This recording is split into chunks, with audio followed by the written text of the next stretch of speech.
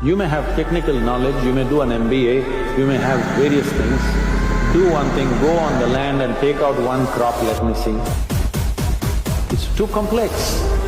We think farming is for the illiterate. It is not so. It is a very complex, meticulous operation. Just because he doesn't have formal education, it doesn't mean that he has no brains.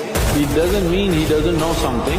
He knows something very vital because of which all of us are eating right now. Yes, our stomachs are full.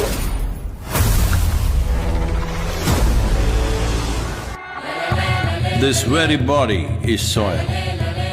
My body, your body, everybody is just soil body.